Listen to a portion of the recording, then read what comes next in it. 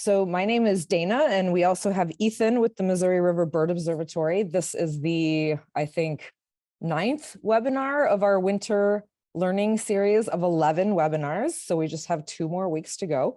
Our organization, the Missouri River Bird Observatory, its mission is the conservation of birds and really all wildlife and their habitats via science, education, and advocacy. And this winter learning series is in partnership with MRBO and the Missouri Birding Society and the Conservation Federation of Missouri.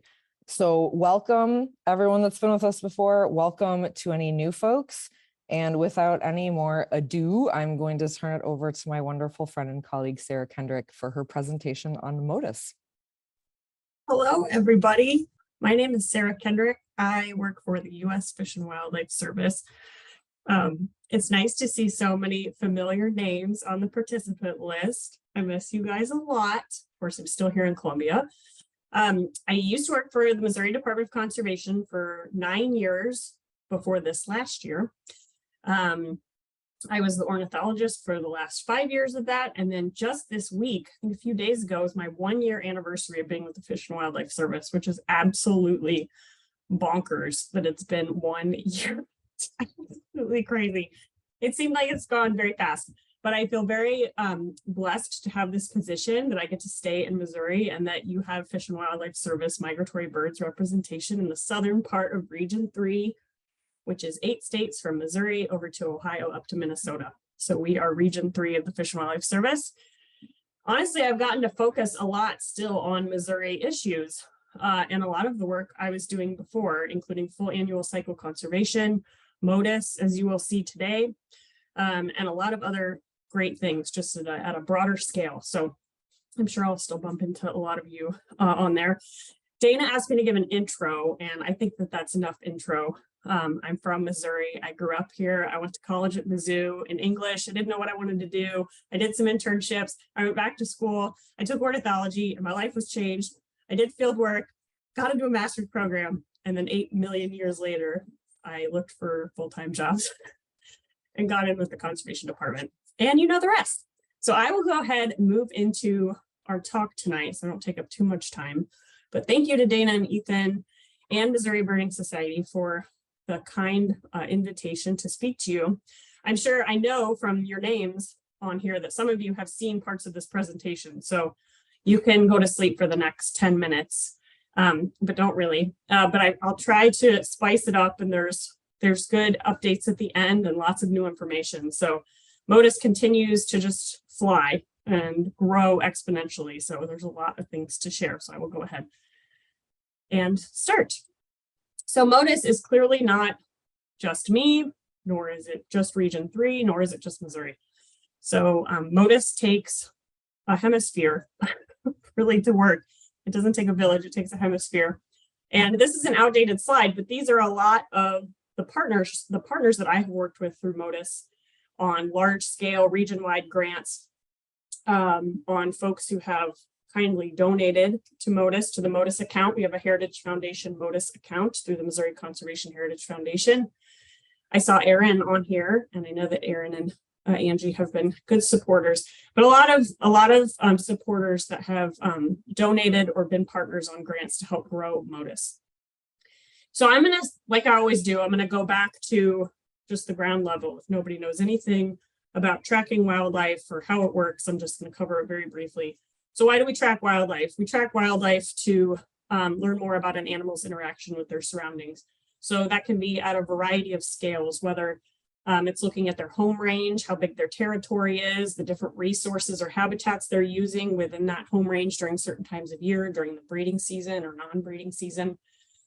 And then we can also learn about breeding demography through tracking birds or any animal with tags on them to see, if a female is in the same spot for a few weeks during breeding season, you can assume she's incubating eggs, right? And then when she starts to move around again, you can assume that those young have hatched potentially, and then you track them down with an antenna. And so again, this can be at varying scales, whether around an animal's territory or across their migratory movements and across the hemisphere sometimes. So there's a lot of different ways to track wildlife. So I'll cover very, very, very briefly. I'm not doing these justice, but I'll just talk for about a minute or so on each one. So band recovery, many of you know what bird banding is. You put a federal USGS bird banding lab on the foot. It's actually the upper part of the foot, right, of a bird on the tarsus. And those bands are tracked in a federal database. So if the bird is ever recaptured or found dead and it has a band on, you contact USGS Bird Banding Lab. They can look up where the bird was originally banded, and you get information from point A to point B. The crux of that one is you don't know anything that's happened in between. And oftentimes recovery rates of banded birds are very low, like less than 1% of birds that are banded are ever resighted or found again. So, but that's probably the longest running way we've tracked birds. Then down bottom left, there's radio telemetry, which you put a tag on a bird, it emits a signal, and you walk around with a receiver and an antenna to look for the frequency and the code of that tag, of the signal it's emitting. And then you get beeps that you hear in headphones, and you follow the bird around. The closer you get to it, the louder the beeps. And so that's at a small scale. But Motus is what radio telemetry works off of. So I'll talk more about that in a moment. Satellite telemetry in the top right, you see on that red-tailed hawk, is really just for larger birds. They don't have satellite tags for birds that are small, like our passerines that I'm going to talk about today, or a lot of our land birds. For raptors and larger birds that are heavier and can carry more weight, there are tags that can give you way more precise information than Motus. They tell you exactly where a bird is if it's a GPS or satellite tag that pings satellites and tells you real time or with some delay where your bird is. Geolocators are in the bottom middle. This is another area of our tags that fit our smallest birds. But geolocators are interesting because they log the data on the tag of light time and dark time to figure out the latitude and longitude of where your bird has been. These tags are just amazing. They're very tiny, but they turn on at certain times of day. You program them as such to turn on at, during dawn and at sunset or different times of the day to determine where the bird has been. You have to recapture the bird to get the data off the tag. So you have to go back, depend on site fidelity, depend on that bird being lucky enough to migrate somewhere and survive, and then migrate back and survive to recapture the bird. And recapturing birds is difficult enough as it is. So if you recapture the bird, you download the data off the tag, and then you get some information about where the bird has been over the past year. Stable isotopes use hydrogen laid down in the rachis of a feather, kind of like a fingernail, it grows over time. And you can check where a bird has been roughly, very roughly, where it's laid down deposits of hydrogen in its feather as it's grown throughout that year. So lots of different ways. All of this depends on what your research question is. There are drawbacks to all of these. There's no one silver bullet for bird tracking yet. But the thing that's limiting is the weight of these tags. That's why Motus is so amazing, because it works for our very smallest birds over these long distance movements. So according to federal law, no marker or attachment can exceed 3% of a bird's body weight. So if we're talking about 9 or 10 gram warblers, that's very small. That's 0.2 or 0.3 grams. And so these tags have to be very, very tiny. So it's really a balance between the weight of the transmitter, the heavier the tag, the longer the battery life. And the more pings that your tag is sending out, the more frequent. Like if you have a tag sending out a ping every 5-6 seconds, the battery isn't going to last as long as if you have a tag that emits a signal every 30 seconds, right? It's just how much of the battery is being used. So again, on much larger birds like this white fronting goose, you can put a big tag on its neck that has not only a satellite tag in it, but an accelerometer that measures the bird's movements and behavior. So you can get information on whether it's feeding or flying or sitting still. And so with big birds, you get cool, like really cool in-depth information. But with our tiny birds, we're very limited because of how small they are. So these are just a few different photos of MDC projects that have used radio tracking. So there's a big turkey project in Northeast Missouri and the Ozarks, and they use these large radio transmitter tags.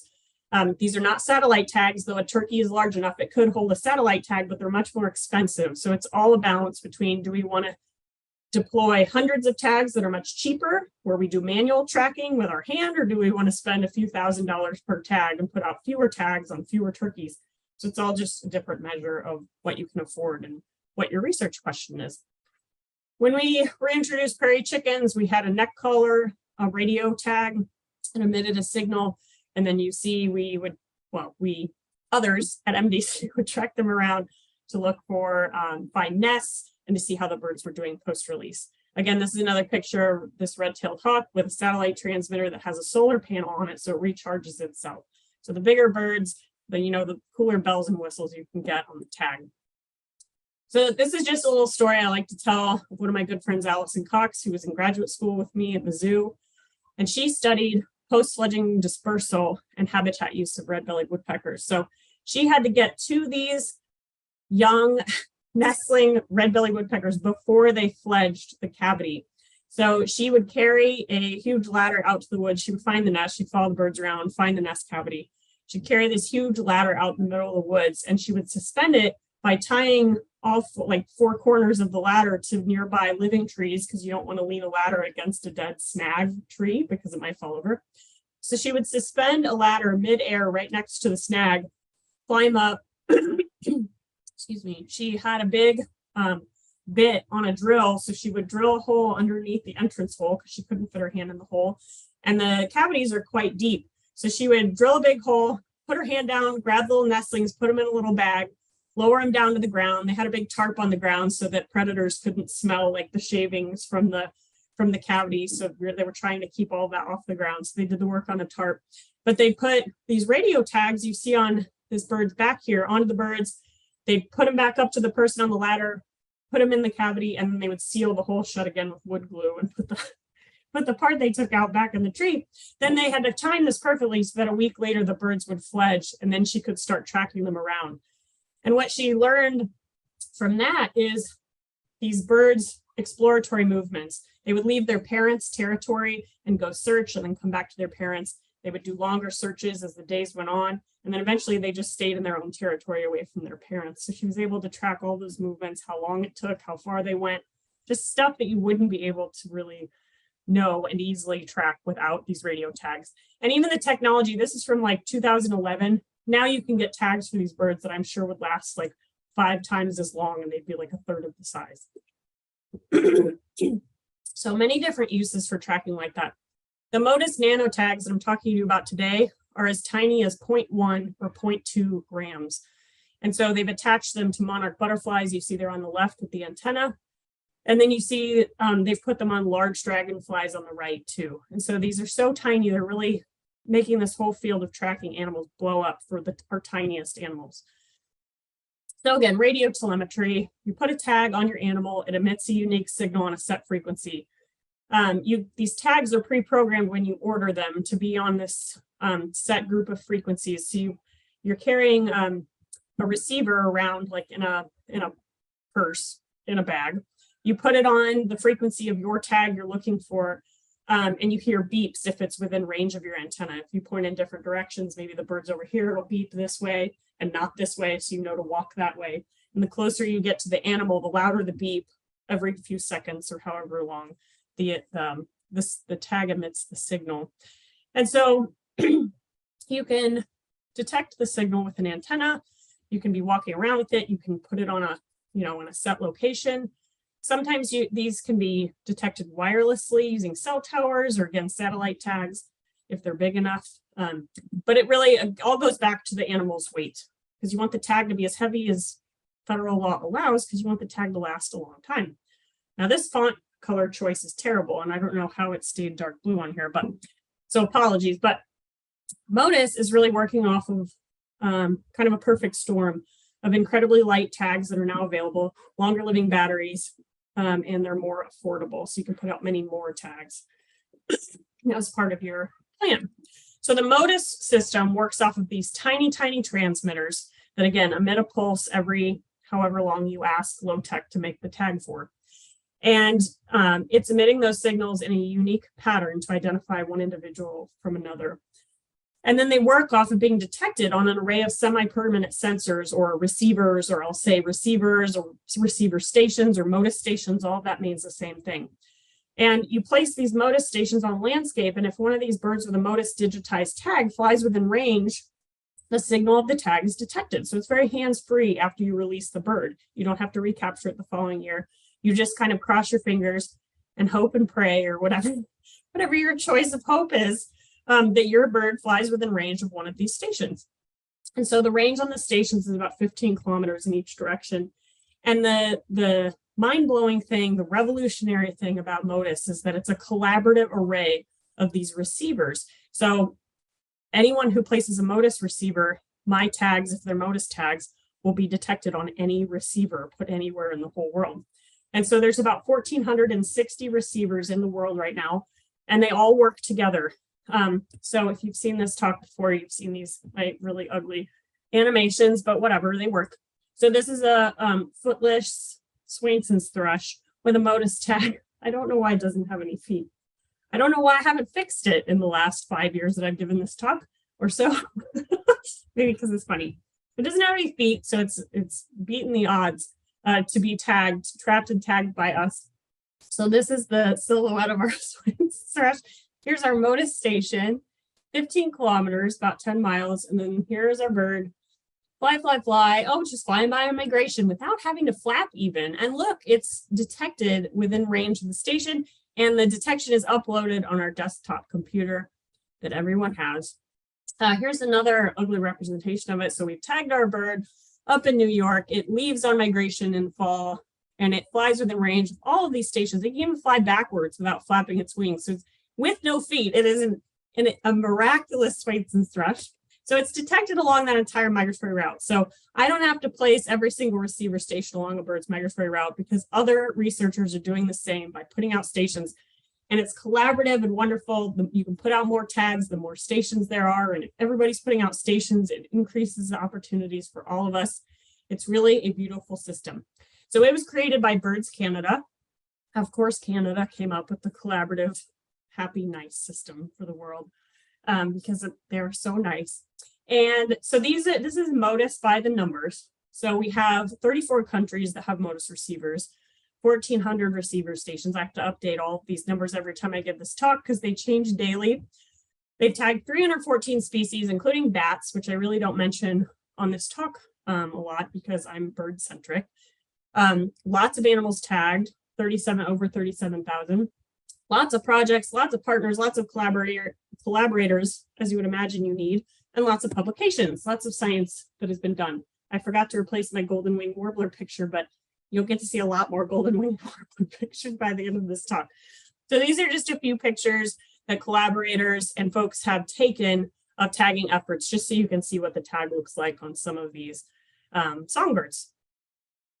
So again, the Motus system, you can tag birds, bats, and large insects because the tags are very tiny and they work off this automated array of receiver stations that are on the landscape, and they use the same frequency. That's why it all works. Also, all the data is open source in the spirit of collaboration. I mean, you can't go steal someone's tag data and publish it or anything, but it's an amazing educational tool because you can go on the Motus website. It's motus.org, motus.org. You click on explore and then go to receiver stations or receiver map. And you can see all of these receivers as yellow dots. You can see these. I wish they'd make the icons a little bit bigger, but there are lots of yellow dots all over the map. And if you close in on one and you click on one of the yellow dots, you can see all the information about that Motus station. So this is an outdated slide. Hunter now has a lot more detections on it, but this is one of our sites in the Ozarks at Hunter. And you can see here that it's detected 12 tags. And if you click on table, you can see that I'm the owner and it's part of the Missouri Motus network. And this is the receiver.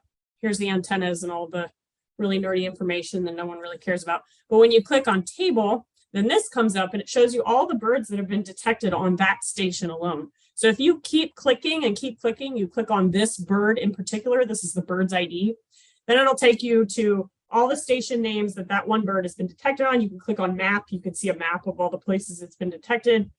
It's really interesting. You can really learn a lot from the website. So where do we put these receiver stations? So these pictures are not mine. They are from Canada. They're from the Midwest. They're from the Northeast. They're from all over the place, but you can pretty much place them anywhere you can get an antenna up high with a clear line of sight. You just put it on a mast You can run coax cable down from the antenna and you plug it into your receiver, into your radios. So anywhere you can put an antenna up high, point it out at the landscape with a good line of sight is a great spot for Motus. So they put them on a lot of different areas in very remote areas in Canada with, they're just standalone stations with a pop-up mast, with a solar panel, deep cell batteries. And I guess they just hope that nobody steals it all. So it's always an issue, I guess, or a possibility. This is one of our stations in Colombia where I am. This is actually the station that was donated. The funds were raised by the Columbia Audubon Society to place this Motus station in Colombia in honor of Brad Jacobs. So that's a special one to me in particular. So Motus stations work off of two types of tags. I won't go into too much information here other than to say it's made for low-tech nano tags and then CTT life tags and power tags. So all of our stations in Missouri are dual listening. They listen on both of these frequencies, this 166 and 434. So CTT came out with a sensor station, which just means it listens on these two separate frequencies. So we have two different types of antennas to listen on each frequency. And these sensor stations are revolutionary also because they transmit any detections of your tag birds on the cell network. So you pay a small fee to transfer the data using T-Mobile that CTT has worked out a deal with. And so now we don't have to send people out 3-4 times a year to download the data off of our Motus stations, because that's what we used to have to do. Now we just pay a small fee and any detection of a Motus tag is just emitted on the cell network and goes right to the Motus website. So it really is very hands-off and very cool. It's a really cool change or development that they created that sensor station. So how does this contribute to conservation? This is all great, Sarah, but what does this do for us?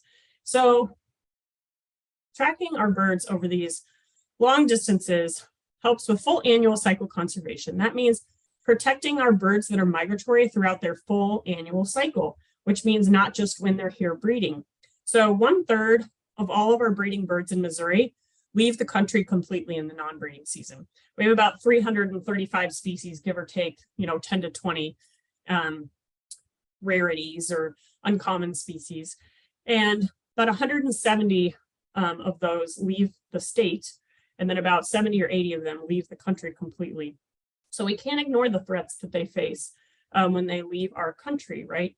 Or our borders. With all of the bird declines and many bird populations of many migratory species declining very rapidly, we have to try and elucidate where the survival pinch points are for many of these species, whether it's during migration, whether it's on the wintering grounds, whether it's during breeding season, because we're only doing less than half the job if we're only caring about birds during the breeding season. They spend up to 8 months of the year outside of Missouri during migration as well as overwintering. So that's more than half the year. What I've come to learn traveling to Central America and seeing our migratory birds down there in the winter is that these birds really we just get to borrow them for a few months. They aren't our birds. They're our shared birds. We share these birds with these international partners, and that's what makes these partnerships across international lines so special to me, is that we share these birds. They are here when they're breeding, and that's very important. But if they're dying and they're facing threats that we don't do anything about, we're not doing our whole job for conservation. So this is a animation from Birds Canada. So Stu McKenzie is the head of Motus and works for Birds Canada. This is an animation I got from him of Swainson's thrushes that were tagged in Northern Ontario passing by the network. You can see all those white dots are Motus stations. They have a lot of Motus stations in Ontario because this is where it got started. And so these are birds, tagged birds passing through the network of Motus stations on fall migration. You can see the date there in September and October. So it shows both the speed, the different speeds that these birds take. You can see some of them over time are going very slow and some of them zip through really fast. It shows both the speeds and the different routes these birds are taking through the area, most of them going around here, right? So it's showing how important this protected forested land is for these birds through Ontario. So this is So these are the findings of a study by Camila Gomez, who is part of Selva, which is a nonprofit in Colombia, the country where the birds are all leaving from. And it tagged about 130 gray-cheeked thrushes and Swainson's thrushes. So the orange lines are Swainson's thrushes and the gray ones are gray-cheeked. And so Swainson's thrushes stop over in the Santa Marta Mountains in northwestern Colombia for sometimes up to 2 weeks. There's a high concentration of fruit and big swaths of forest above the northern coast there. So they fatten up and they spend a lot of time there before they jump over the Caribbean to their breeding grounds. So the gray-cheeked thrush flights, there are some really fast ones, birds that are flying directly from Colombia across the Gulf of Mexico. But then also look at the lack of stations on the Gulf of Mexico. You'll see the map here in a second, but all of this revolutionary work happened before there were hardly any Motus stations. Imagine if they did that study now, how many more detections they would get. But even with so few towers, they were able to show some really cool findings like this. So this is one of the publications. It's just an infographic of Camila Gomez, who did this work. And she found that the northern coast is an incredibly important area for targeted habitat conservation because these birds aren't spending the whole winter here. They're just stopping over here for up to, 3 days to 15 days, just gorging themselves, trying to gain weight before they make these big flights north. So when we ban birds and handle birds, we take body condition measurements. And so she was able to show that the fatter the bird, the farther they went the fastest, because they had these big fat stores that they could just fly a lot longer without stopping. And so again, this is just another visualization of those birds. You could read the stats there. Birds who stayed there about 2 weeks to fatten up got there a lot faster, and birds who didn't took up to 30 days longer to migrate. Like that is a lot longer, about a whole month. Some individuals that were just like amazing flew all of those kilometers, over 3,000 kilometers in just a long weekend. So there's no way they could have stopped, maybe for an hour. Another one flew another 2,000 miles, just you can see a week later, onto the Hudson Bay. So some really big movements by these birds. And again, this was in 2016, 2017, they did this work. And we have really grown the network and a lot of opportunities since then. So these are the Santa Marta Mountains. So you can see the beautiful paradise they get to capture birds in. Okay, so here are two animations. On the left, this shows fall migration of Swainson's thrushes from 6 tagging locations in Canada and the northeastern US moving south in September and October. And then on the right, you see another study, again, of Camilla's work and others that show spring migration from northern Colombia. So I just show these at the same time just to show us what we can learn about one species when we tag them from all over the place. Even as part of different studies, it's just really interesting to see how much we can learn. And again, this was years ago before we had a lot more stations. So our opportunities are very numerous. This is a study by Nathan Cooper that he did on Kirtland's warblers. He put up a big array of 12 towers where these birds breed in Michigan. It's a relatively small area. So he had that advantage to just cover nearly the entire breeding area with Motus stations. And so he tagged them in the Bahamas where they overwinter.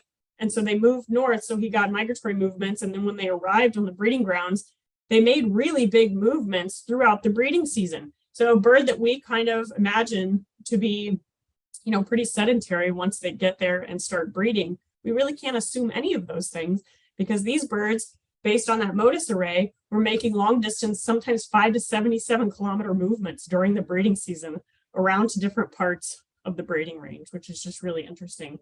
And we wouldn't have known that if they hadn't been tracking them constantly throughout the breeding season. These are just composite maps from Motus of all the shorebird tracks that they have to date, but this was again like 3, 4, 5 years ago. And then all the tracks of land birds on the right. You can see that the maps are pretty outdated when I show you the maps here in a minute. There's only a few stations in the whole Midwest. So I'm a part of a group called the Midwest Migration Network. It's a group of state, federal agencies, as well as NGOs who work on learning more about most bird migration.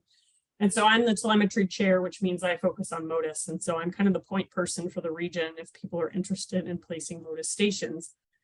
This is our kind of pie in the sky strategic plan for where we would like to see Motus stations. You can see they're kind of along highway corridors, but mostly the point is that they're latitudinal east-west arrays and along our major waterways, whether those are the Great Lakes or along our major rivers like the Mississippi and the Missouri. So this is an outdated base map as well a lot more stations have been put up, but it's really hard to edit this map because all of these little dots are tiny dots I have to move around in PowerPoint. So forgive the outdated map. So again, these are kind of US regional hubs for Motus. This is me. I'm this star here in the middle, but then there's contacts all over the country and across the rest of the world as well, regionally, if people want to reach out to learn more or if they want to fund a tower site and things like that. So back in 2017, when I learned about Motus, I went to a Partners in Flight meeting in Costa Rica, and I met a few international partners from Nicaragua, and they said, Sarah, we want a Motus station. I said, okay, what's Motus? And so I learned about Motus in 2017. I met Nick Bailey from Selva in 2017 at that same meeting. And Ernesto Carmen, who I will talk about in a moment, he told me he was at that meeting too. I just didn't meet him there. So the stars aligned and we were all meant to work together eventually. But so I learned about Motus in 2017. I went on a big tour of the state talking to a lot of different people when I got into the ornithologist position about Motus. I was trying to educate on what it was and what we could learn from it. And then we finally got an MDC budget item. Thank you to MDC for trusting me with a system that they probably didn't know much about. They just trusted that I was kind of on the right track, and it has continued to grow. So that was a safe bet this time. And so MDC put in budget items 3, 4, 5 years in a row. It's still going to place Motus stations and just kind of trust this would grow and that it would grow into future tagging efforts. So we are now up to 24 active Motus stations in Missouri. We have about 9 more on the way, hopefully by spring migration, which is very exciting. They're placed in 2 latitudinal arrays in Missouri, one in the north, one in the south, and then we're moving along the Missouri River in the center of the state and along the Mississippi where we can. So most states do not have 30 Motus stations. So I kind of went a little nuts, but it's showed us some really, really cool findings, which I'll show you here in a minute. So there's 9 more coming on the way that where we're trying to fill in these gaps in the southern line and fill in some gaps in the northern line and kind of move along the Missouri River. So we've made good headway. So this was in 2018 when I was first giving those talks, and I was like, guys, we need Motus stations in Missouri. Look how the Midwest is a black hole. I used to talk like that too. And this was 2019, so you can see an increase in stations. This is 2021, and then I remade this slide and forgot those other slides. So I'm just going to show you the difference between 2018 and now. So this is 2018, and this is 2023. So in 5 years, you can see how the Midwest didn't have any, but 10 maybe. And look at the West. Like that's 5 years of work. And putting up a Motus station, I'm not trying to say like, look how hard I work. Like it could be like a logistical nightmare. But we in Missouri have been very lucky because we placed them all on MDC communications towers. So we have an array of communications towers across the state that we put repeaters on so that law enforcement and our conservation agents can talk to each other on radios across the state. And so we've really helped pairing up with the IT department at MDC. Joe Davis is a saint. And I couldn't have done any of this stuff without him in IT. And so we've placed a lot, as well as many other people. It's just Motus is just really taking off, but it's not slowing down anytime soon. So I'm very excited that the network will just keep growing, and that just increases the number of projects that we can do. So we are responsible, and I say we, but when I worked for MDC, I was very proud that Missouri led grants that funded 15 new stations in the neotropics as well, because if we're not placing stations down there, we're just not doing our full job. So we tried to always fold in international sites for Motus stations as well. So this is that change from 2018 to now. And so you see a lot of work in Costa Rica, and that's due to Ernesto and Paz, which I'll talk about in a moment. I made a Motus tracking system update of all detections that have occurred in Missouri, and we updated that with 2020. The first iteration you see there on the screen was from 2018 to 2021. And in those 3 years, we got 101 detections of tagged birds in Missouri across those 3 years. This is just a few pages. We're about to release the 2022 one. I'm going to skip through here because I'm running out of time and I want to leave some time for questions. But here you can see the number of detections. The more there are, the bigger the circle is. In 2022 alone, we had 140 detections. That's how many more tagged birds are out there in the landscape compared to the 5 years of the first 5 years of our stations, 130 of those detections were in fall. It's just really mind-blowing. I think because the birds are moving so much slower when they're going down on fall migration for spring, they're zooming through because they're ready to breed, and they're just trying to get up there to get on the breeding grounds. So I think they're just moving a whole lot slower, and that includes tag birds. So research opportunities are only as strong as the network. So now that the network has strengthened, we thought, well, we should deploy some tags, but let's deploy them on the wintering grounds before the birds migrate north on spring migration, because we have more stations up here. So if we deploy tags down south, when we come north, they will be detected. And so in 2017, I went down to band ceruleans with Nick and Paz and Ernesto. So Ernesto Carmen, Paz Irola, and Nick Bailey is with Selva in Colombia, and now Ernesto and Paz are in charge of Selva, Costa Rica. It's a part of Selva, so they have their own kind of way to get funding a little bit easier and do their own projects. And so just last year, you can see Dana in the background. I don't know if I have a picture that's not just half of your face, so I apologize. But last spring, I took Dana and Kristen Heath Aker, who is the new MDC ornithologist. We went down to Costa Rica, and we tried to tag as many golden wing warblers as we could and wood thrush as we could in the 1 week we were down there. And then these amazing partners did the rest after we had left. So our goal was to tag 25 wood thrush and 25 golden wings. And so here's just a few pictures of the birds and the tagging that we did. So again, golden wings and wood thrush, both of them with Motus tags. It's just this amazing story. So I already showed you this Motus station that was placed in honor of Brad Jacobs by the Columbia Audubon Society. Well, one of the birds that we tagged when we were down there is the first bird we caught, and that's the picture of the bird whose track is in the map right there. I was down doing brown-headed nuthatch work, and I got a text from Jim Gast saying, "Hey, Sarah, we got our first detection on our new Motus station in Columbia. It's a golden wing warbler." And I just like stopped dead in my tracks. And I checked my phone, and it was the same bird that we had detected in the Ozarks a week before. And it was the first detection on a Motus station in honor of Brad Jacobs, and it was a bird that I had taken a picture of. Like, if that doesn't give you goosebumps, it's just such a magical story that makes Motus so amazing. But not only did we detect Brad's ghost in a bird, or Brad's spirit in a bird, I'm convinced, we showed a week-long stopover in our Ozarks. So the bird was detected down here on May 1st. It was detected here on May 8th. So we showed a week-long stopover in our Missouri Ozarks, which was the point of doing the Southern Array and the Northern Array, to show changes through the state. So just incredible, incredible findings. Here's a golden wing being released. We love our slow-mo videos. And that was on Finca Christina on Ernesto's family coffee farm. And then here's a wood thrush being released from that first year. And I just love that Dana and Kristen and I were all together down there. It's just really cool. So it flies off. All right, but then these pilot efforts of these 25 of each of these species are leading to bigger projects. And so just 2 weeks ago, I was down in Costa Rica with all these partners. I tried to wrangle as many Motus people as I could to come with me so that they could meet Nick Bailey, Julie Caicedo. So this is Nick Bailey from Selva, Julie Caicedo from Selva in Colombia as well, and then Paz and Ernesto.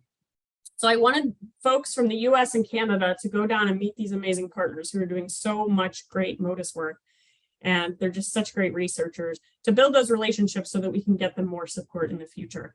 And so we took Stu McKenzie, who's the head of Motus. We took Adam Smith, who's the new US Motus coordinator. His wife has built Motus receivers and sold them for the past 5 or 6 years, so she knows all about Motus. We took Andy Forbes, who many of you know from MDC in the past. He's my supervisor now. And then a colleague from my unit, and then all these other folks. There were 10 of us out there trying to catch golden wing warblers. I got a small grant within the Fish and Wildlife Service to deploy 50 tags on golden wing warblers, not just 25, but we were trying to make our sample larger. So we were hiking all over tracts of forest, kind of within 2 hours of San Jose, northwest and southeast, at different locations that Paz and Ernesto had scouted for us. So we were tromping through all over these public lands and these reserves in Costa Rica, just playing the golden wing song and chip notes. And if we heard a golden wing chip back at us, we would just stop dead, verify it was a golden wing, turn off the recording, and then set up nets. So we did a lot of walking around and it was amazing. Did a lot of walking around, a lot of listening to golden wing songs. And then again, when we would hear one, we'd carry these big poles with a few trees that they chop down with their machetes to make extensions for the nest poles. They just poke them in the top, shave them down with a machete. Very resourceful. When the trees grow back within a few months, you can be a little less discriminate on which trees you cut down for net poles. And then you put up mist nets, which you can't see it here, but that's the point. So we have a mist net right along the road here because we heard a golden wing. It was very steep on the edges, so he couldn't climb up there in the habitat. Here's another one right next to the place, this remote lodge we were staying at. So we just heard the house was right here and we parked right here and we just walked on the road and there was a golden wing that responded to the song. So we set up a net and then we play the song. We put speakers on either side of the net and try and get the bird to come across to get caught in the net. Extract it from the net, put it in a bag. You can see his little golden head right there. And this is Julie. I was with Julie a lot. Julie speaks a little bit of English and I speak a little bit of Spanish, but we had this unspoken bond where we figured it out for like 3 or 4 days netting together, and we're just really good friends, even though we really don't fluently speak each other's language yet. I'm going to learn Spanish and become fluent, I promise. It's on the record now. So then when we catch a bird, we work it up. We look at the different feather patterns to figure out if it's an adult male or if it's first year. They measure wing chord, and based on how long the wings are, we determine what size harness the bird needs. We have little harnesses. You'll see a picture on the next slide, but they kind of go around the bird's drumsticks, and this tag sits on its lower back like a little backpack, and the antenna goes down the tail. So then we take a weight measurement. It's not very dignified, but this is common practice among bird banders. You put it in a little film canister. You got to scrounge around to find a film canister first off, but you stick the bird in a film canister, set it on the scale, weigh it. We color band all the birds with one color, different at each site, and then we blow the feathers back to look for fat and pectoral muscle score to figure out how good what condition the birds are in, how much fat deposits they have, and how big their pectoral muscles are on top of the keel. Pretty common practice amongst anybody who's banding birds is to take these body condition and body measurements. So these are 70 millimeter harnesses. We made them the night before, put them on masking tape, and you just super glue the middle right here. But look how perfect these are. Ernesto made all these. And then you put them on the little tag. You can see how tiny it is compared to a normal clipboard. You can see the tag right here, getting ready to put the tag on.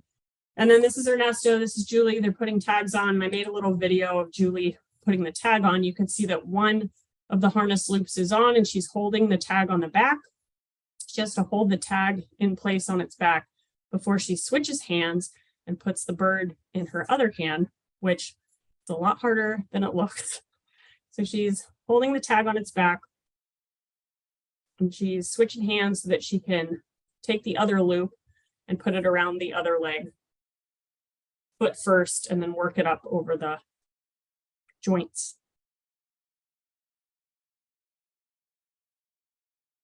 Julie is a pro at handling these birds, so she didn't even flinch, wasn't even nervous.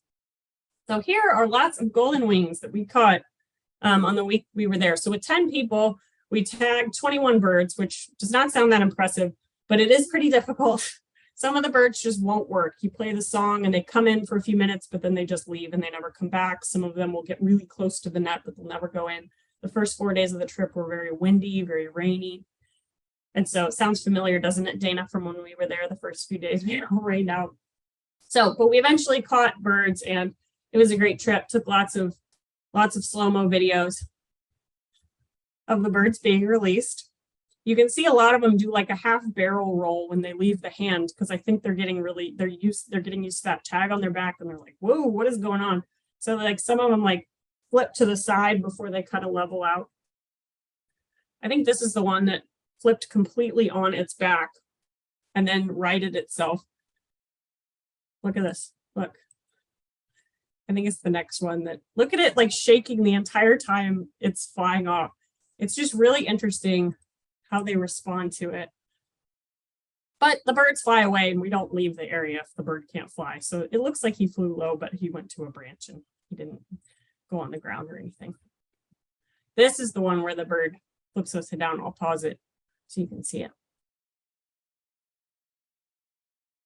Oh no, it didn't pause. Let's see if I can pause it. Okay. Look at the bird upside down. And then it's right back up and it flies off. It's pretty amazing. So then we also put up a few Motus stations. This was incredible to see. You can imagine the landowner issues that we have had and all the little nuances and permissions we would have to get to put a station up in the US. Ernesto and Paz found 3 different locations to put up a Motus station at 3 separate sites in about 3 hours. And you know what they did? They just saw a gate open at someone's house and they walked up and they're like, oh, hey, we're tracking birds. We're just wondering if we can put up a Motus station with some antennas on your house for the next 3 or 4 months. Like, are you cool with that? And everybody was like, yeah, that's fine. And then we'd like show them some pictures of a tagged bird. We'd show them we'd show them the antenna and what it entails. Ernesto would walk over here to a big bamboo patch and just take his machete and chop one off and get like the branches off, put it up against a house. And then we just put the antennas on top. And that's exactly what we did. It took us about an hour and a half and we had a Motus station up and live. It's just absolutely insane.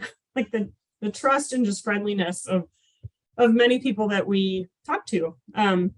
It's just a different culture, I guess. I don't know, but this was our Motus station down here that we put up alongside this guy's overhang right here. He's the guy who ran the chlorination plant up the hill, just down the road from where we tagged birds next to this remote Airbnb type place we stayed at. And yeah, they just start conversations and people are totally fine with it. And yeah. So I think the big goal of this trip was to clearly grow friendships and relationships so people we could spend, and spending time in the field with people is probably one of the fastest ways to do that. But it was really just such a great trip. The trip with Dana and Kristen was awesome. It's just really nice to get in the field with your colleagues and just remind ourselves what we're trying to do. These actually are from the 25 wood thrush that we tagged. I want to circle back to that to show that these are leading to larger projects. So these are the wood thrush. The green lines, this was all relatively successful. So the green lines you see on the left side are spring movements north, and the yellower lines are fall movements south. So because wood thrush weigh so much, they can carry a Motus tag that lasts over a year. So we get 2 migratory movements. We get spring movements north, and then we get fall movements south. So these 8 birds on the left in the green, we got pretty clear tracks from 8 birds out of 23 that we tagged and partners tagged pre-spring migration. And the yellow lines are birds going back, 2 or 3 of them, to the exact location that we tagged them on. So their site fidelity is so high on the breeding grounds at times and also on the wintering grounds. They're just going from point A to point B back and forth, but they're taking different routes. You can see some of these birds, they're going up this way and then coming down a different route south. So it's findings like this where you're like, we really don't know a lot about many of these small birds' migration movements, timing, patterns, routes. It's just really, really fascinating, I think. So this gave us a lot of interest in a larger scale wood thrush project. So wish me luck, but I'm moving down this path to try and recruit a lot of different people to do a lot of wood thrush tagging. So this is the range from eBird of an animation or an abundance map of the really full range of a wood thrush. You can see where they're more and less abundant across the breeding range, and then where they're more or less abundant, more and less abundant across the wintering range. And so this is where we tagged our birds here in Costa Rica, and they mostly, all of them, you can see, went to the northeast. All of them were going to the northeast or to Canada, but up to that location. So then I'm just thinking, well, where do our birds in Missouri that breed in Missouri overwinter? Is it farther west? Is it, how do we make those linkages to figure out migratory connectivity of some of these birds? So this is where the birds we tagged, where they went, mostly to the northeast. So then I was thinking, well, what if we deployed tags across the entire wintering range? And then we could hopefully, depending on the Motus receiver station network, hopefully we can get other detections to get these populations to figure out where different populations overwintering are going to breed. And then I thought, well, wouldn't it be neat if we could deploy Motus tags on wood thrush across the entire breeding range as well? Then we could get birds leaving on fall migration south and birds tend pre-spring migration, so we get all of these tracks. And so then we could get all this information and it would be really neat. So I'm moving down the road of trying to convince states to fund like 20-25 tags per state and try and wrangle the bird handlers in their state who could deploy the Motus tags. I don't think that state agencies are engaged enough or asked enough at the early onset of these research projects. So I'm really hoping that with my past state experience, I can try to talk some of these states into going into this and trying to deploy tags from both sides. Selva and Nick Bailey and a lot of these folks who we've worked with already, I think are on board to get, hopefully to work towards a grant to deploy all the tags on the non-breeding grounds. And then I'll try and coordinate the stuff from the breeding grounds. So wish me luck, cross your fingers, and hope for me that it works. So that's exciting stuff, I think, that are these kind of small pilot efforts have led to, and hopefully they'll succeed. But thank you, everyone, for attending this evening, for your attendance. It's much appreciated. I'm so sorry, Dana, I didn't leave very much time for questions, but I'm happy to take any questions that folks may have. Thanks all. Sarah, if you're able to stay, I know from our experience on these webinars that folks will stay and hear questions. So if you've got it for a little bit, yeah, for sure. Okay, cool. I have a really quick question first, that I really feel like I should probably know, having worked with you, but you talked about a little bit about how birds can zoom by. So my question is like, if they're at a certain height during migration, can they not ping a tower if they're literally like just going by? So the official answer from Stu at Motus is that we don't know. We don't know the height of a lot of these stations, how high the birds can be to be detected. But while we know that a lot of passerines do migrate very high, especially in the middle of the night, I mean, a lot of birds are being detected. So we don't have a good answer for that question. I'm just going to say that up front. We don't know. But I don't think that putting a tag on a drone, I don't think a drone could get high enough to really test that. I'm not sure like what the rules for that would be. But you would think someone would have tried that by now to like figure out the range of a tag being detected, but I don't have a good answer for that. I'm not sure what the limit is on height. And of course it varies by how high up your antenna is. One of your slides showed that, and I would think that this is in like optimal conditions, but 15-kilometer ranges out to the sides. So that's why your fence is working, right? Your Motus fence across the state.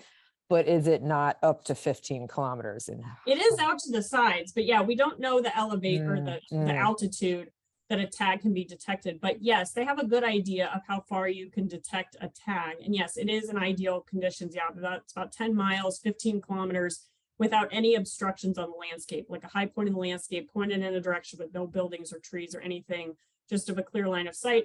Yes, that's about as far as it'll reach. Yeah, 10, 12 miles. I'm going to try, and Ethan, if you want to help kind of curate questions, because we have a couple that are like similar coming in and we can put those together for you.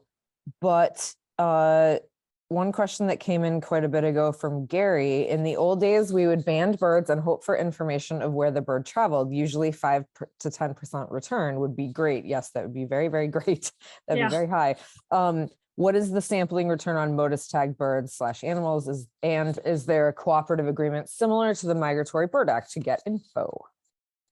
So there's no agreement like the Migratory Bird Treaty Act. So that would require, an act being written, but no, not at this time. Return rates, in my limited experience with tags, probably 20-30%. It depends on the species. You know, it's funny how, it's a kind of a joke. It's such a nerdy joke, but it's such a nerdy joke amongst people putting up Motus stations that you always get a Swainson's thrush. Like no matter what Motus station you put it, you always get a Swainson's thrush. And that's just because there's so many people tagging Swainson's thrushes right now from both sides, breeding side and wintering side, because they're big enough, they weigh enough, they can hold a tag that lasts over a year. And so there's just a lot of Swainson's thrushes being tagged right now from Canada, from British Columbia. We've gotten a lot of birds from British Columbia going, over the Rockies and down through Missouri. Lots of Swainson's thrushes being tagged. So in my limited experience, it's about 20, 30, sometimes 40%. another whippoorwill project I know about, which was not using Motus, it was using geolocators, like GPS tags that you had to recapture the bird to download the data off of. They were getting like 40, almost 50% returns, like site fidelity of these birds coming back and then recapturing the bird to get the data off the tag. And that is unheard of. I mean, you say 5-10% returns on band recoveries, it's less than 1% for all banded birds. Like it's just, Motus is leaps and bounds beyond that, but it depends on your research questions. Not all banding is just for recoveries, trying to get band recoveries. Some folks use it for local tracking or using color bands. And anytime we handle a bird, really we're putting on a bird band, so it has that unique ID. So there's a lot of different uses for banding, not just tracking, but Motus can answer a lot of things very quickly if it answers your question. Yeah. Let's see. So kind of relatedly, what happens when the battery runs out? Is there any point when the tag falls off, or is the bird going to wear the tag for the rest of its life? Yeah, so you try, and a lot of different tag types use different approaches. Some of them try to make a weak link on the tag so that over time UV and wear and tear will fall off more easily. With these tags, even though they're super glued, you can see how tiny those harnesses were. They are indeed very fragile. I mean, we test them and pull on them to make sure they're not going to break before we put the tag on, of course. We want them to be strong, but that elastic is so thin. It's like 0.5 millimeter stretch magic, or like jewelry, stretchy jewelry elastic. That's what we're using. And so it breaks down. Some of the birds, though, have been resighted this year, still wearing the tag. You know, when we tagged our brown-headed nuthatches, some of those have worn the tag for over a year. But a lot of the birds with color bands, we know it's the same individual, they don't have the tag anymore. So many of them fall off, and they're supposed to fall off. We did recapture a bird actually this year that we tagged, Dana, last year on the coffee farm, and we recaptured it this year, and it was missing the tag, so it had fallen off over the last year, and we put on a new one. So yeah, probably not happy with us, but yes, they're supposed to fall off, and many, many, many do. But he was probably used to it, which brings us to another question. Does the antenna on the tag interfere with copulation behavior? No, it doesn't. From all accounts, and from, you know, a lot of researchers tagging a lot of birds out there, no, I don't think it gets in their way. Of course, we don't know the fate of every single bird that we put out there with a tag, and we can't ignore the fact that it, you know, I'm sure it affects their life in some way. But that's another reason why I think, I mean, we want to keep our samples not massive, and we're not tagging every bird out there, no doubt. I mean, we're just tagging a small sample of these birds. So I don't imagine that the effects are negative. No, they don't. These antennas are so flimsy that they don't get caught on things. They're super smooth, and they're not really, really long hanging off the bird. We trim them so that they are hanging off the tail just by a little bit. So no, I don't believe it interferes with that. They're very flimsy and small. There are several technical questions, and right before we get to them, I would be interested in hearing your comments on a comment by Mary in the chat that she said, I find it so interesting that they fly right over water. Do you want to comment on migration pathways over the Gulf, etc.? Yeah, I mean, you guys would have just as good of thoughts on that as myself. I mean, it's just mind blowing. It just really blows my mind. You know, you hear about these anecdotal, well, they're not anecdotal, they're like actual studies where they found like songbirds in the bellies of sharks, right? Where they're like flying low over the Gulf and over the ocean, and they're, you know, running out of energy, so they're flying really low and they could be eaten, you know. I mean, it's a hard world out there for a small passerine trying to migrate sometimes over 1,000 miles each way twice a year. I mean, it really just blows my mind. I don't have much to say about it. I'm not sure what to say about it. It's just truly amazing. That's why these stopover sites are so important. Many people just think about breeding season, breeding sites, and wintering sites. And learning more about where these birds are stopping along the way is just as important, because they need those locations to fatten up. And Nick Bailey with Selva, he's run a project called the Neotropical Flyways Project, which has done standardized surveys across six Central American countries and Colombia and South America.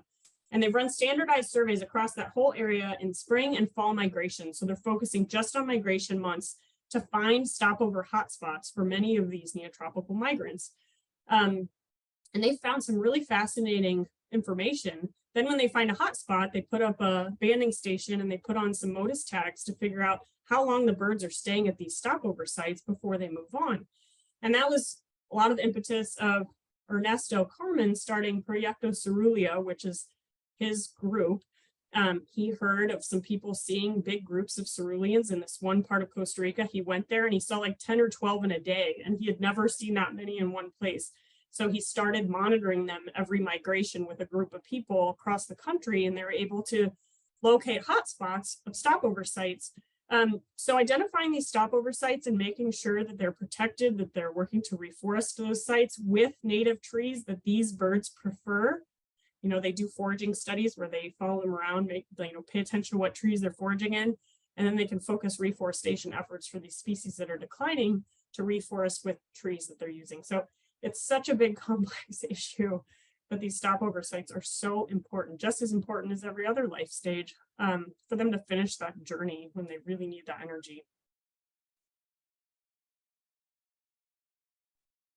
I think that's sorry, go ahead, Eve. Yeah, there's some general questions here just about people I think have some real interest in about station placement and those types of things. So I think in one fell swoop, like somebody's asking about urban or residential properties and that sort of thing as well, and the price tags and that.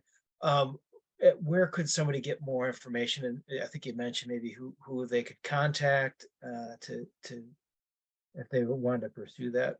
It's me. Yeah, so the impetus behind the two latitudinal arrays is we put one in the north because it's mostly grassland. We put one in the south because it's our large contiguous blocks of forest. And so we knew that different guilds of species would be using those two areas. And so we were trying to build off of that.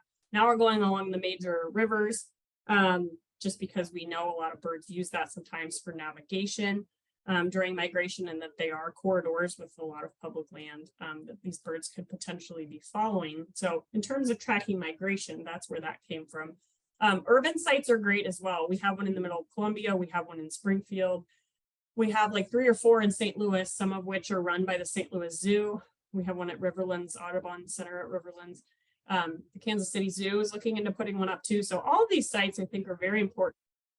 There have been some really cool whippoorwill studies that have used GPS trackers, honestly, and they have found recapturing those birds that they're going around areas like urban areas with lots of light pollution.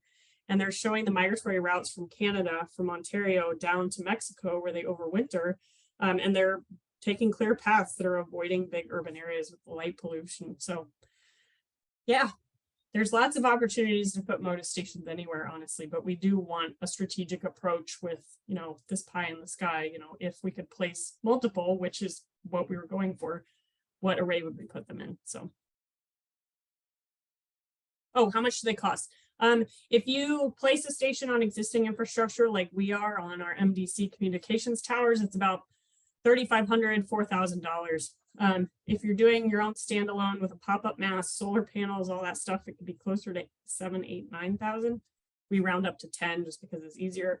And so, yeah, there's a wide array of expenses and things like that. But, down in Colombia and Costa Rica, placing it on a bamboo pole, just for the components is probably $3,000, $3,500. So, yeah, it just depends on how you can get the antennas to a high point and how much that's going to cost, I think, is the biggest issue. They're related to that. I think John was asking about like partnering with other large companies. So in addition to like residential situations and like the MDC towers, do other Motus researchers partner with like telecom companies, other companies with towers, et cetera? That's a great idea. And groups have tried to do that. It's so expensive. It's exorbitantly expensive. So even the big Motus groups like the Northeast Motus Collaboration, you saw how many Motus stations were up by Ontario and the Northeastern states. So that's a much bigger group who's putting up a lot more stations. I think they manage like 150 or 200 Motus stations in the states up there in the Northeast. And they have reached out to, cell tower networks. And I reached out to cell tower company that owns, a company where a few of the highway patrol leases sites on for their repeaters. And it was like $3,000 a month rent to put antennas on an existing cell tower. Like, and I was like, well, I can't afford that, but thank you for the quote. So a lot of those big companies, it's just, they lease space on those big towers they put up. I drool at every big cell tower across the Ozarks because you're just like, oh, that'd be a perfect spot. But it's just too expensive. They lease that space because they have to make money. So I don't know. It's usually too expensive to work with some of the companies, but. Super related, because there are a few other questions popping up about like how can either like individuals or groups help. I am putting in the chat right now the Missouri Conservation Heritage Foundation page where you can donate to the Missouri Motus Project. Yes, So we have an account just for Motus, and it says Missouri Motus Project, but that can also go to help support stations being placed in the stopover sites or the wintering grounds as well to track our birds, right? So here's a cool technical question from Aaron. If the receivers are receiving all the same frequency, how are the specific birds ID'd? Yeah, so there's the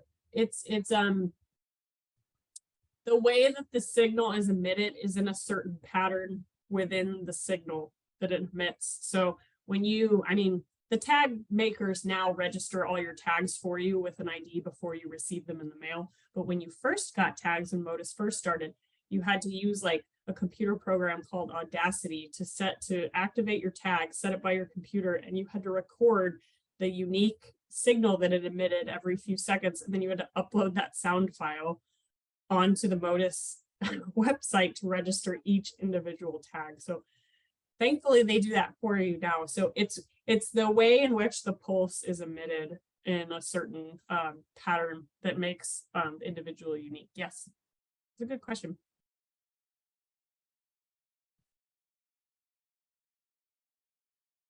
Folks, I'm going through here, and I think Ethan is too, and maybe Sarah, you're looking as well. I think that a fair amount of the questions, like you've answered throughout this Q&A session already, like in different ways. So let's see, Barbara. How long do they last? I see a question about how long do the tags last. It depends on the size of the tag, the weight of the bird. So the golden wing warbler tags, I think the signal was being emitted every 15 seconds on the tags, and they'll last about 3 or 4 months. So we're trying to make them last long enough to last the entire, spring migration. We don't want them to die before then. So it's a balance. You have to pick a pulse that's low enough that it will be detected by a Motus station as it's booking it through, and a pulse rate where your tag is going to last as long as your question covers. So yeah, 1 migration movement. But again, on a wood thrush, they're a bigger bird. They can hold a tag that's much, much larger. And those tags with about the same pulse rate last over a year. So you can get 2 full migration movements. And for folks that may not have been here, Sarah, I think you mentioned this more towards the beginning. The main reason for that trade-off is because you just no one wants to hurt these birds, right? The point is to help them. So you're putting the smallest possible tag. And that's why they just, in our smaller birds, they don't last as long, because we want as little interference in their life as possible. Yeah, for sure. Yeah. And I'm glad that those federal rules exist. Like 10 years ago, the threshold on weight limit was 5% of a bird's body weight. Now they've lowered it to 3%. Which makes it harder for Motus tags, but it's better for the birds. And so things like that do adapt and change with federal rules like that. If, findings show that they're, having an effect on birds like that.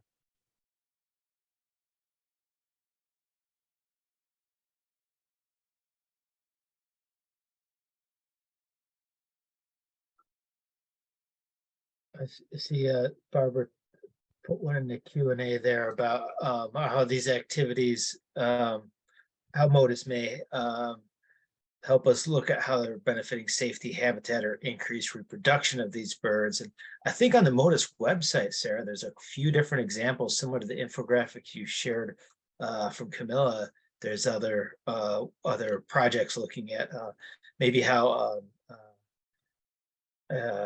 maybe toxicity in an environment may be affecting birds' ability to migrate. And there's just it seems like an endless amount of different things we can. This is why Motus is so great, because we could probably answer so many questions about the birds' longevity, safety, habitat, and reproductive rates. Yeah, and not just these long distance movements. You know, our approach down in, you know, where we've been working in Costa Rica and Nicaragua is they'll place these local Motus stations where you're getting almost daily movements on these birds before they make the big migration movement. So you're not only getting the long distance movements, but you're getting survival pre-migration, which is really valuable. We really don't know anything about that time of a bird's life as it's preparing for migration, as it gets to the wearing grounds. You know, there's just so much that we don't know, and so many species that are so different species to species. There's just no end to what we will ever learn about birds, which is why what drew me to them is you'll never get bored. It's because there's always something new to learn, and especially in this realm. But it was a very interesting study by Margaret Eng, E-N-G. I'll try and find that publication. Maybe you can send it out.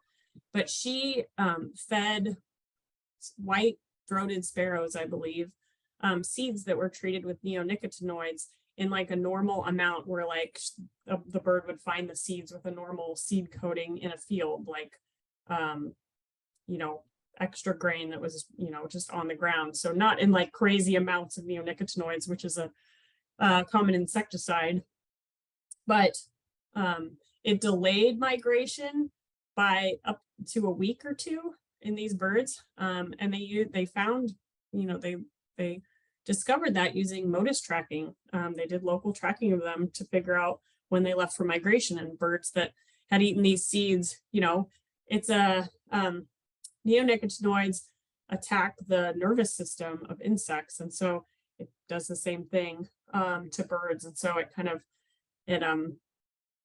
messes up their wiring for migration and other things. So yeah. I just put a link in the chat to the infographic on that white-crowned sparrow study there. Yeah, thank you. Yeah, it's really interesting stuff.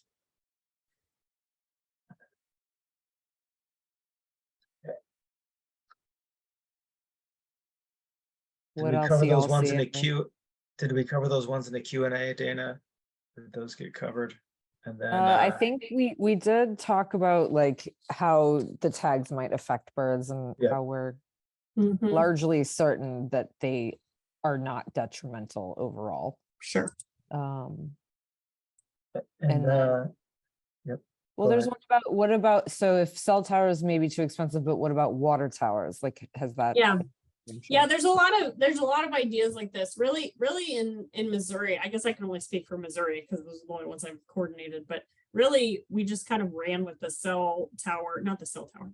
We ran with the communications tower because they were owned by my then agency that I worked for. So it was a lot easier to work with. And then we would be able to get up a bunch all at once. It's really hard with these piecemeal sites like a fire tower, which can be owned by multiple different agencies.